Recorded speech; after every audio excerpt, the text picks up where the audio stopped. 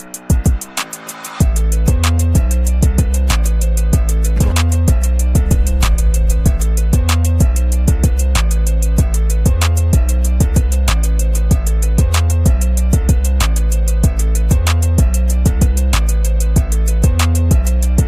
welcome to another exciting episode of the Andre The Beast Crayton Show. Today is a great show. Let me tell you why today's show is great. Imagine being put in a situation as a child and not really understanding why you got put in this situation until you got older, and then trying to navigate your life at the same time without really having a clear understanding why you was put in a situation at such a young age, and then later realizing, what did I get from this? Sitting back and asking yourself, what did I get out of all this? And realizing that it was more deeply empowering for you once you did find out what your purpose was, why all this took place. I know through life we all go through trials and tribulations, and we don't have a clear understanding on why this happened to us. Why was I put in this situation? Today, we have a beautiful young lady whose journey in life started real close to home. It started with her mom. And her father played a major impact in shaping who she is today. Let's not take away from her mother with this, because it's really a story of trying to understand both sides of the equation. Today on the show, I like to welcome, I got to give her the right justice, because 32 years in the military, I don't know if I need to salute. I need to thank her and the millions others who protect us to make these type of things happen. Welcome to the show, the one, the only Miss Jamie Corkins. Did I get it right? You got it right, Andre. Thank you. What, after 50 tries? You got it perfect. It's a pleasure to be here. Thank you for having me. You know, during the we talked way before the pre-interview, and I remember your story now. Sometimes because we get so many guests, but there's always that one little bit of information that resonates with me. And what resonated with me was the journey with your mom and the story that came along with that. But before we get into that journey, tell the viewers a little bit about you. Well, I am 58 years young. I have 3 children that are all married. I have 3 grandchildren, 2 more on the way. Joined the military Air Force when I was 18. Spent 32 years in uniform. I've been retired for 7 years. I have a master's degree in organizational behavior. I had a great military career. Was raised by my dad, like you mentioned. My mother was severely mentally ill and institutionalized when I was 3 weeks old. And so my dad's my hero. He raised me. And anyway, my journey has basically been, going from a childhood of not understanding, like you said, and there's a lot to get into with that, but basically coming through this, bright light of realizing just how fortunate I was to not follow the footsteps of my mother, and just always have a heart of gratitude with where my life went, that I'm not mentally ill, and all the abundance that I have, instead of focusing on the negative and the victimhood that could be me, and just living in that light every single day and cherishing all that I have. Let's start with your mom and mentally unable to be a mom. What was your mom like? Now you're older, you know the full details, but what was your mom like? Give the viewers a little bit about your mom, not the mental part, but now that you know, what was your mom like to you? Yeah. My mom was very loving. She was a Southern woman. So, that nurturing, bless your heart, you know, um, everything's honey, sweetie, feed you, a lot of nurturing, very sweet, very kind, never raised her voice, just so, so loving. And that's the only side that I knew Mhm. up until I was 13. That's the only side I was exposed to. I was protected from the severe mental illness that she had.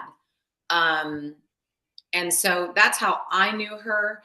And in doing interviews when I was preparing to write my book, wanting to know myself, who was this woman before she got ill and what was she like?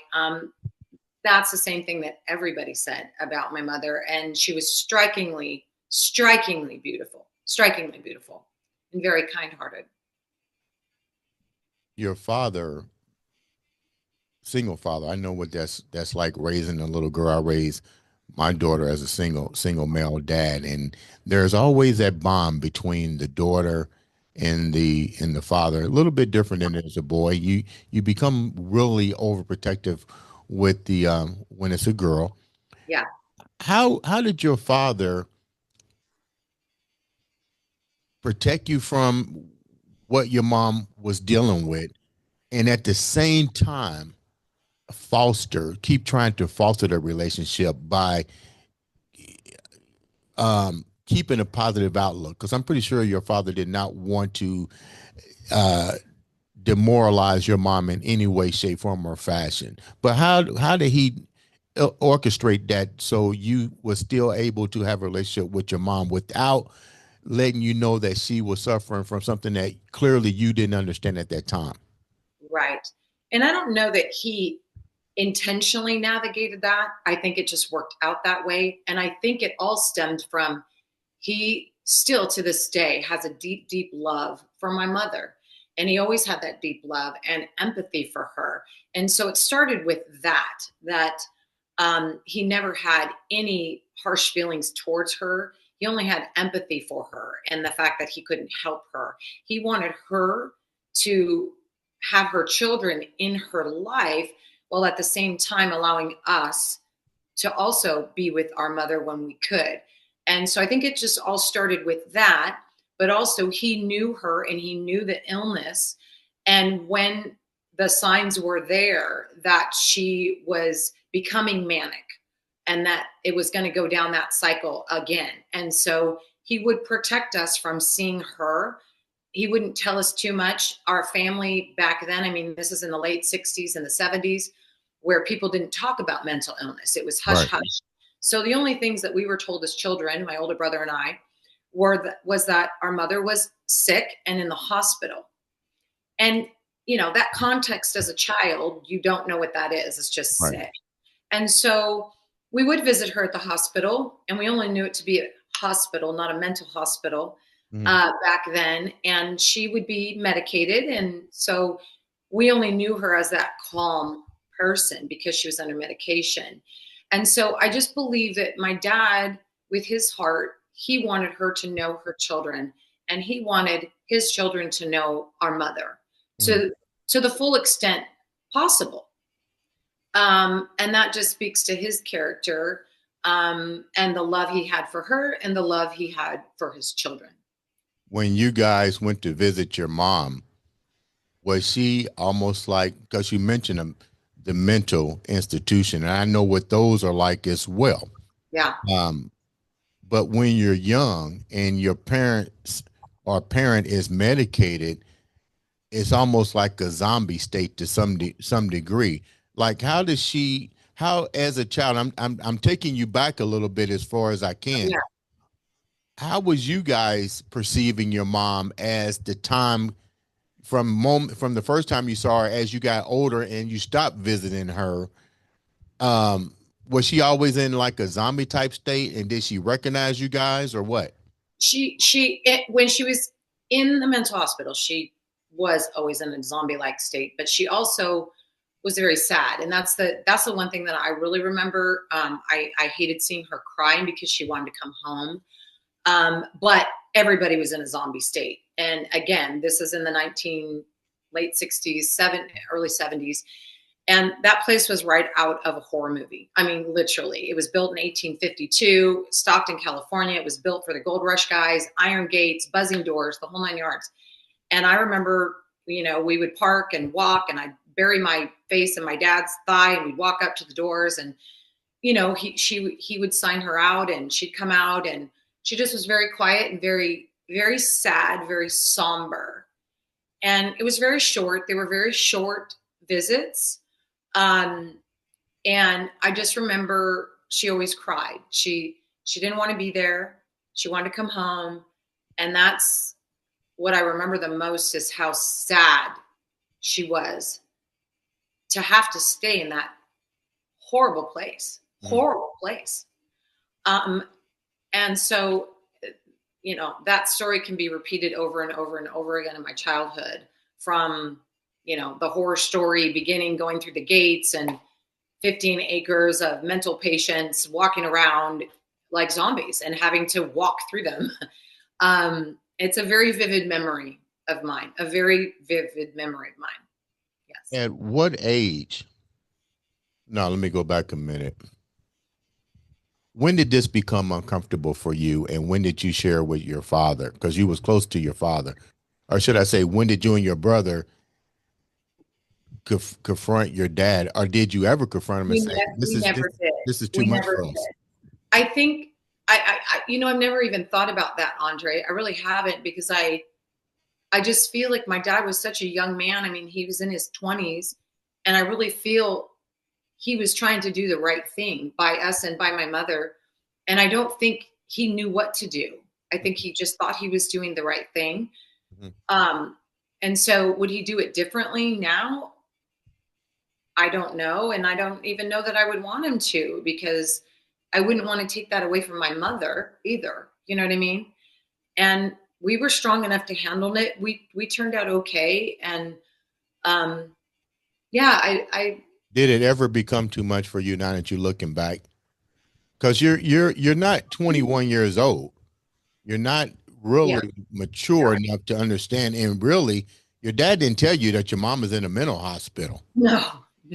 So, I mean, did it become a point to where, now that you look back, that it in a way, it might have broken the average kid to some degree. They'd say, you know what, I really don't want to keep going here. Because if you don't understand why you're going, nobody's feeding you information. You're like, why are we going here? Why can't she come home? I don't know. We just never, I think kids back then, we didn't really question our parents. You know what I mean? You got that right. We just didn't question our parents. Did you ever ask your dad, when is she coming home? No, because she had never been in our life. I mean, she was institutionalized when I was 3 weeks old. So I didn't know any different. She'd never been home with my dad and I.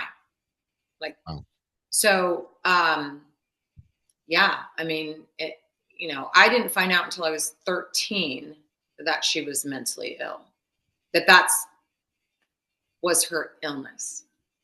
So when you got older,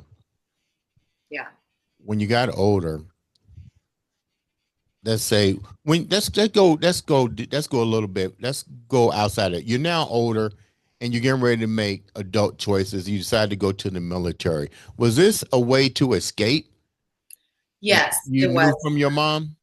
And I would say not just my mom, but I put myself in a situation with her when I was 17 and a half. I'd known she was mentally ill since I was 13. So she had cycled in and out. And when she was being released when I was 17 and a half, I was struggling with my dad as a teenage girl living under his rule. So I used her as a scapegoat. And when she was getting out of the mental hospital, I told my dad that I needed to go take care of her. I didn't want to take care of her. As a teenager, I was embarrassed by her. I was, Hold that thought for a minute. Your mother was released from the mental hospital after being there for over 17. No, because she had cycled in and out during her lifetime. So she could be there a year. She could be there 6 months, come out for 6 months, go back in. That had been her life. And So so when did she, she ever come to your house while you was a kid growing up? no, no, she would stay with family members. She got remarried a couple times, but was only married maybe a year until she would lose it again Okay, and go wait a back minute. to Wait a mental minute. This is spent a whole different scenario here. Okay. So she's oh my goodness. Welcome to another exciting episode. hospital. So she's declared mental illness in Yeah, a psychiatric ward, right. and somehow doctors release her back into society with family members, Correct. and she gets married. Oh, yeah.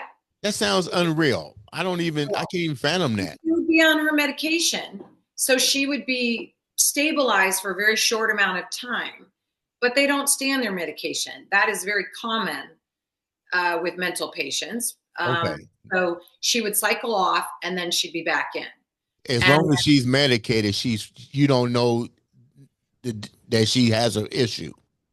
correct, correct. Okay. But it would take, even if she went back in, it would take months for her to stabilize enough where they would feel comfortable in releasing her to someone to care for her. So you go to stay with her. You have a issue. You don't want to follow daddy's rules. That's never happened to me, knock on wood.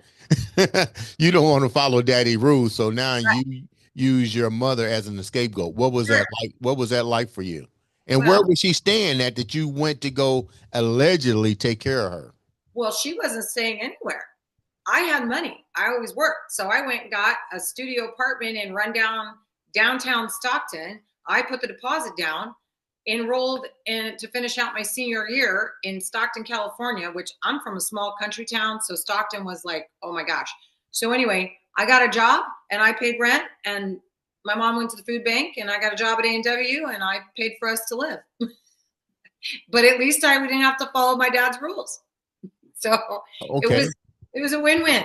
So I thought. So All I right. thought, The grass isn't always greener no, on the other side. So no. what did you have to deal with now cohabitating with your mom? At that time, she was pretty stable because she'd just gotten out. So whenever she would get out, she was fairly stable mentally. You know, she was kind of like a 5-year-old because the medication's lithium. She was on lithium for 25 years, fried her brain a little bit. So she was a little bit clueless, but not totally mental.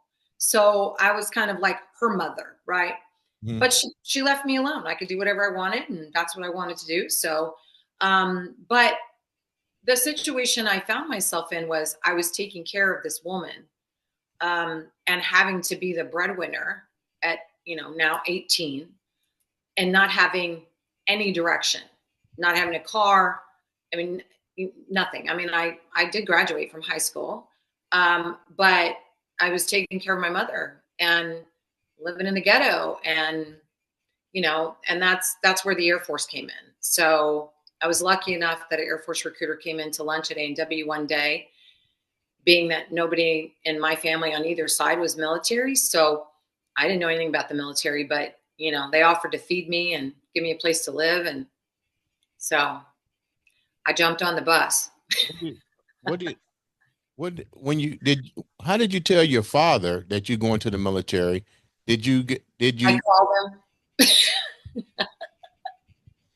I called him, said I'm joining the Air Okay, Force. wait a minute. Wait a minute. How bad was the relationship between you and your father that you had to call him versus sitting down talking with him that you're going to the I military? didn't have a car. He lived in a different town, and I left immediately. Like I was gone. All right, I just that'll be part two of the of your podcast. Now, I you was surviving. so what did you do with your mom? I left her. I did. She had a boyfriend by that time, and she was at her boyfriend's house, and I called her too, and the recruiter came to pick me up, and I was gone. I packed my bags and I left. Okay, so you go to the military, Mhm. you get one phone call. I got family members. My brothers are both in the military, Yeah, Marines and Army. yeah. Um, you go to the military, you get that one phone call. Who did you call? I don't remember. I think I probably tried to call my dad, but he wasn't home. And, it's not like there's answering machines back then. My mom didn't have a phone. So, I don't think I don't really remember who I talked to on that phone Were call. you ever were you ever afraid, or was it more so that you had to that you- let me rephrase this. Were you ever afraid? Because it seemed like you just made this rational decision to escape two situations. Yeah. One would I don't know what happened between your dad. We'll get into that in part two. But we also know that you escaped to go with your mom, and that wasn't panning out. You go to the military now, and the one phone call that you're allowed to make before the training starts, nobody's answering the phone. Were you ever afraid, especially being a female?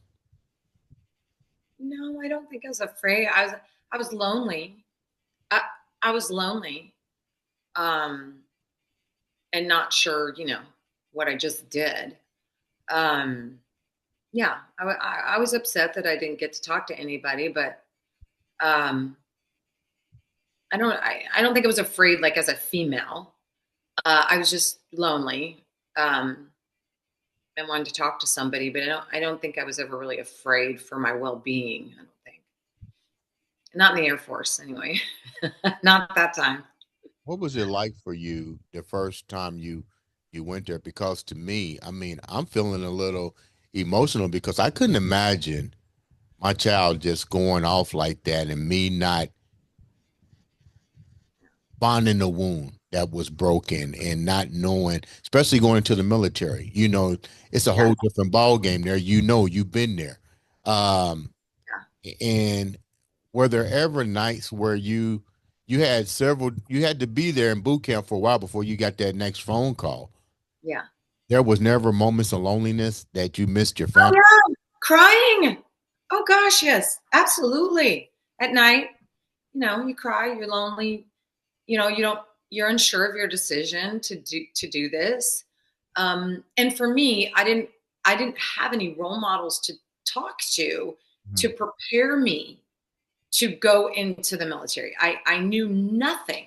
I knew nothing about the military. So I wasn't prepared. And I was scared of Give whether me or an not I idea. Give the could. viewers an idea. You wasn't prepared. What do you mean? Because not only that part, but then the other part. Did How many times did you feel you made the wrong decision? Um, Probably 100 times a day for the first 2 weeks I was in boot camp. I, I thought, and I can't get out of this. I can't just run out the gate. Believe me, I looked at that gate and I wanted to run out that gate a lot of times that first couple of weeks. And I wasn't physically fit. Matter of fact, I was overweight for Air Force standards at the time, and so I got hammered when I first got there, and that was a challenge for me. I mean, you got him. What do you mean? I got hammered physically, taking food off my plate, being called names, and because back then they could really Yeah, they harass can't do that now. Back then, they straight up Gomer Pyle for real. yeah. We're talking, you fat, burp, burp, burp. It was bad. Food taken off your plate, having to run extra, do extra calisthenics, being threatened that they're going to kick you out, all those kinds of things. And so it wasn't real fun at first, but I figured it out. I made it, and it was the best decision I ever made in my life. Best decision I ever made in my entire life. Who helped you to navigate through this? Because a lot of people don't understand this, and that was one reason I didn't go to the military because I watched Gomer Pyle. I was like, "There's no way in the world." I remember it's a true story. I took ROTC, and the guy told me he was straight up. He said, you could not make it in the military unless you was in charge. He said, because you are rebellious. Because I Yeah. was like, I remember when we was holding whatever they doing ROTC, and he was talking crazy to me. I said, man, I would knock you out. And he was, Yeah. and knowing back then what you had to deal with, because when my brother went in, he said they don't do that no more. They No. can't degrade you and talk crazy to you like that. But to go back to my question with you, what was some of the hardest? No, who was your mentor? Who saw what you might have was going through, being alone, nobody to really talk to, and pulled you to the side and said, "Let me pull you up under my wings." Um, I'm not sure I had a mentor really early on, but there's one mentor who's still a very dear friend of mine. And it was a few years after I'd been in the military. I'd been in the military about 4 years. And I think I stayed even though I wasn't enjoying myself, because just out of survival. Like, what else was I going to do? You know, I was uneducated. I had nowhere to go. So I stayed in. Then I made a stupid decision, got married, had a child. Then within a couple of years, I was getting a divorce. I was a single mom. So I stayed in because I was a single mom and I needed a way to feed my child and to take care of myself. So I stayed in and I was struggling a little bit. And I had a female mentor. Her name's Becky. And she saw my potential and she had my back. And she was a very strong leader. And I looked at her just in amazement as a female in the military.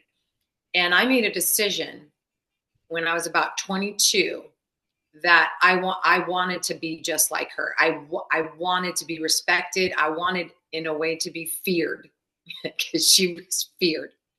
I wanted to be feared like her. I wanted to be respected like her. And I started watching her and listening to her, and she believed in me and she had my back so many times. And I was groomed by her, and I'm still dear friends with her.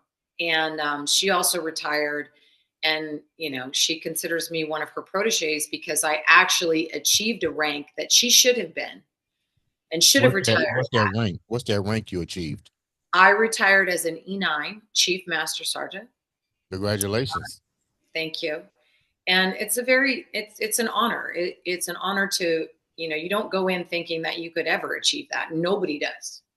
And so, and then when you do achieve it, it is that role that you have as a chief or as an E9 or sergeant major in the Army is now, it's nothing is for you. It is to take care of everybody above you, beside you, below you. Mm-hmm. And it is the most honorable achievement and position I've ever held. And so she was that to me, even though, you know, she wasn't afforded that opportunity. You know, I stood on her shoulders as a giant. How many women do you know? What's the percentage of women that have that rank in the military, in the armed Well, forces? the percentage of people in general that have that rank is 1% or less. 1% or less of all people who join the enlisted rank of any branch of the United States military achieve the rank of E9. For females, I'd have to look it up, but I'd probably say less than 0.5% achieve that rank. You know, let's go back a minute. You said something that was really profound. You said you stayed in there because you had nowhere to go. You didn't have the education. The bigger part of this question is, you've been there for 4 years. Did you talk to your father, your mom, your brother? No. Did they ever try to contact you?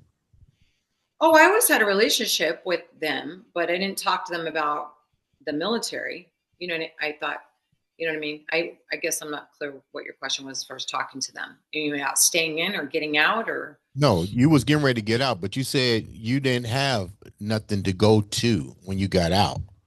You had no education. Well, I don't like to depend on others. So Okay. that's a big thing too. I never have liked to depend on anyone else to take care of me. Had you forged a bond between you and your dad while you was in? Oh yes. Oh, absolutely. I forged that bond when I was 19. Well, why Absolutely. didn't you just go and why didn't you just come on out and go with your dad and your mom and start a different life? Um, I don't like to lean on people. I want to be self-sufficient, and that's just been my personality. I think probably since I was a very young child, is take care of myself. So you said And you made a dumb mistake. You got married. I did. Did you do it out of desperation? Did you do it No, because You felt that was a way to keep you in. I He mean, was not in the military. I think I did it because I didn't know better. And in my family, you know, you moved out at 18, took care of yourself, got married, had babies, and that's just what you did. So I didn't have very strong role models as far as, you know, knowing a person for very long before you get married and, you know, establishing yourself. It was just, oh, we're just going to live on love and have a baby and get married and live happily ever after. And so at the moment, I thought I was doing the right thing, but I was not. And so that catapulted me into single parenthood. And then I had to struggle with that. So, what was but that like? What was that like, single parent in the military? it was really tough. It was really, really tough. My daughter's dad was a deadbeat dad, so he didn't provide anything as far as monetary support. I waitressed at Denny's a couple days a week, and I was a cocktail waitress at the Sheraton on the weekends, and was in the military during the week.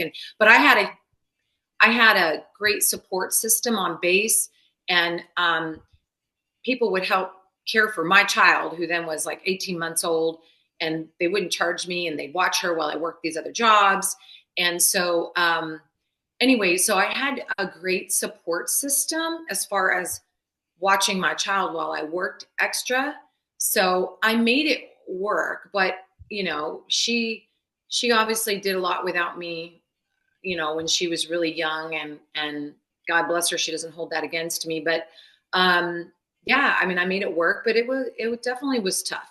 I Sure. mean, you're in the military. Didn't they have resources? And I mean, why did you have to work like another job? Seemed like in the military, Well, they those were would my give you resources as extra. far as helping care for my child. I needed extra money.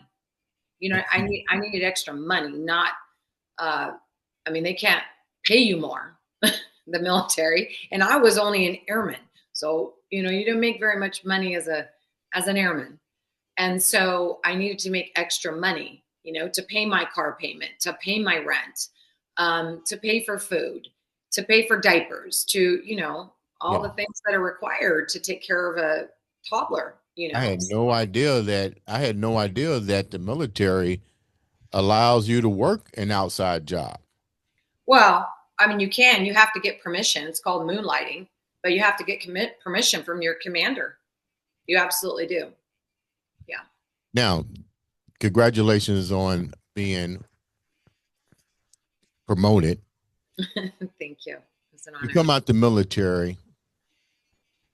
Now you get back to civilian life. What's that like? What was that like for you?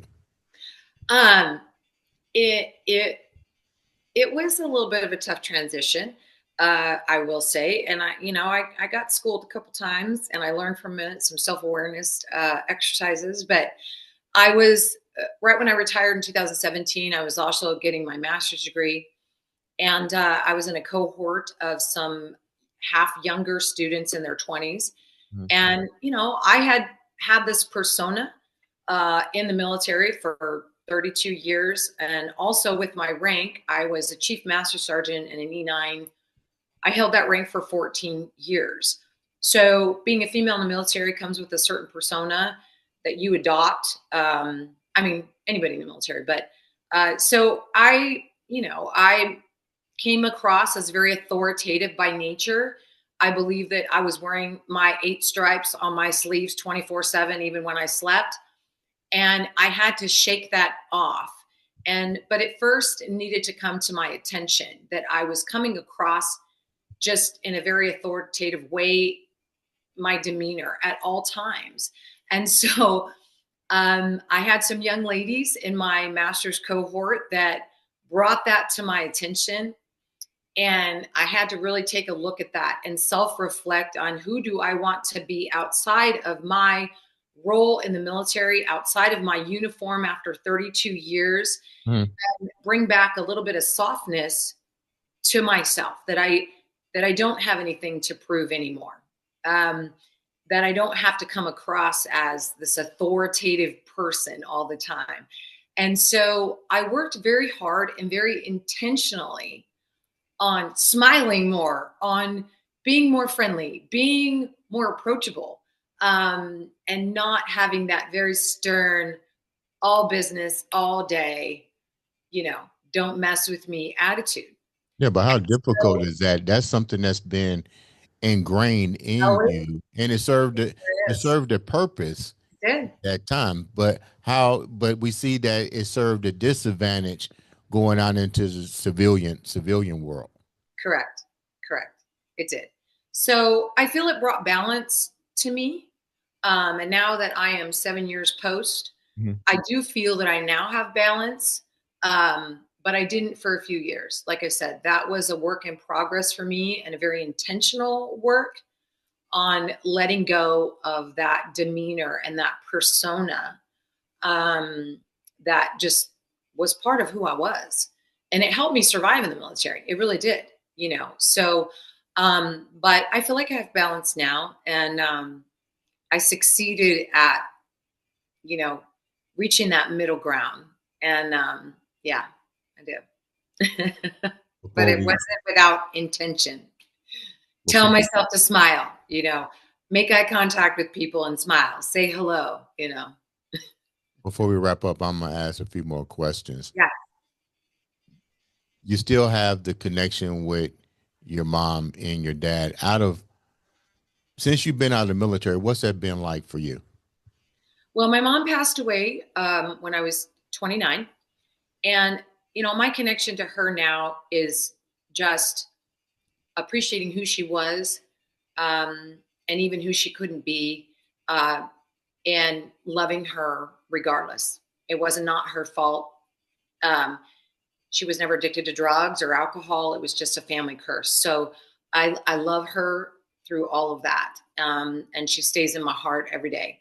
My dad, my relationship with my dad, um, has always been close. And I appreciate him so much for raising me and giving me the strength and believing in me always, that I was always strong enough, that I was always capable, making me do things that I dreaded doing as a child, whether it was shooting or off-roading or working in the garage or doing all of the things that typically, you know, females or women don't do, but that he had full confidence in me no matter what.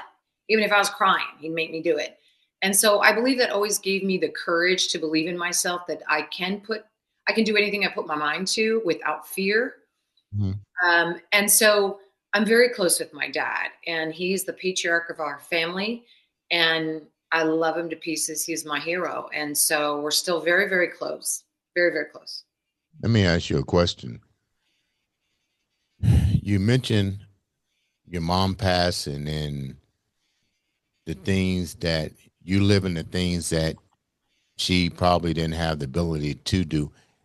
During your time with your mom, did you ever know what your mom wanted to be despite her illness? Did she ever share her dreams, her hopes, or and if she didn't, how does that make you feel? Because being in the state that she was in and not even being able to focus on a dream has to be has to be, you know, I can't even comprehend it because that's what life is about. It's about a dream, but you telling me that she never even focused on that. You know, Andre, there's one thing that I've said for years, for many many years, is that, and it helped me appreciate my life, and not feel cheated or not, you know, not be a victim or not feel like a victim with regard to my mom and not having her. Is that, you know, I live this dream of raising my own children, of having a career, of having a husband, because I was married for 23 years, of having a husband, of having a home, and also having my mental health. And I always say, I have all the things that my mother wasn't even capable of dreaming of. I have everything, everything. And that's what allows me to just be so grateful and not complain about stupid crap, you know, and not sweat the small stuff, as just this incredible abundance in all the things that I have that my mother couldn't even have a dream about. She couldn't have a dream about. And so it makes me feel very sad for her that she didn't get to experience that. And then I hope in some way that and she was very religious, that she looks down and gets that joy through the life that I've lived, and that I still honor her. And I have all those things, even though she didn't have them. She gave me life, and I get to have them. What was your mom's name? We never mentioned your mom's name. Dorothy. It Dorothy. was Dorothy. Now you have a brother. How Mhm. close are you and your brother? We get along, but we're not super close. So, we've had obviously some really long talks about my mom. But he's raised a family of his own, and he's a boy, so boys are boys and brothers are brothers. But we haven't been super super close. But Have you guys ever shared the pain and the heartache from the loss of your mom and dealing with your mom? yeah, and he has dealt with it a lot differently than I have. Mhm. And I don't want to say too much about that, but Right. he has a he has a different sort of resilience in him than I do. We're not the same that way.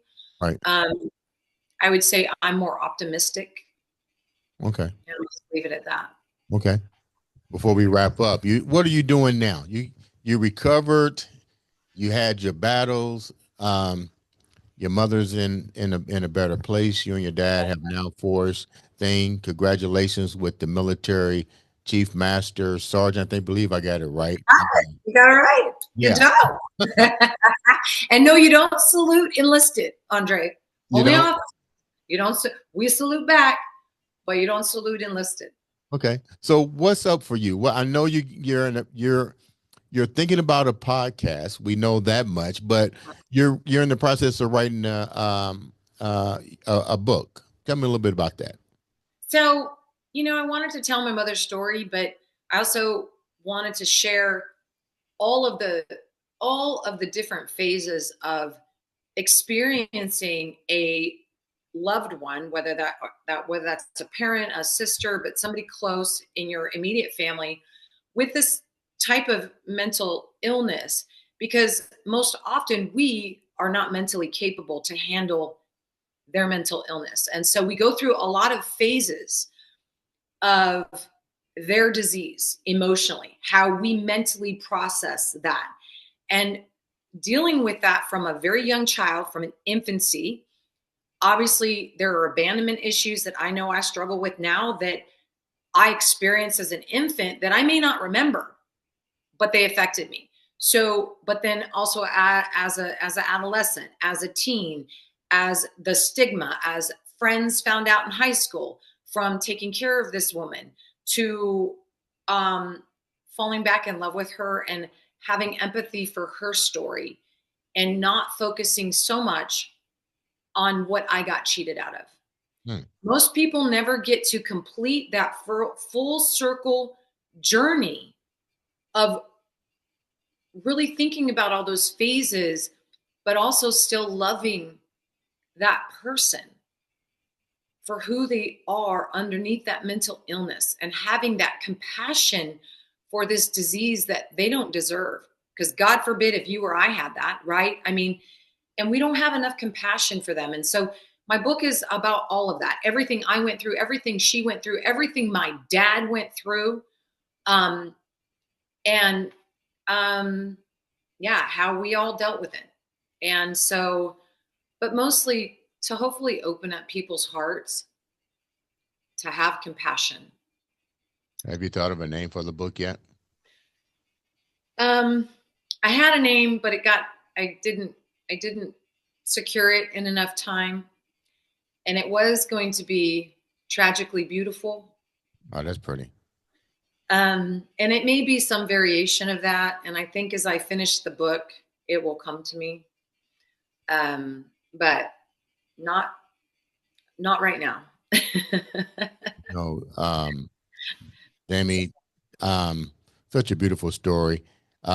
We look forward to having getting first interview with the book, first interview with your up and coming podcast. Tell me about your podcast that you are thinking about working on. What's that going to be about?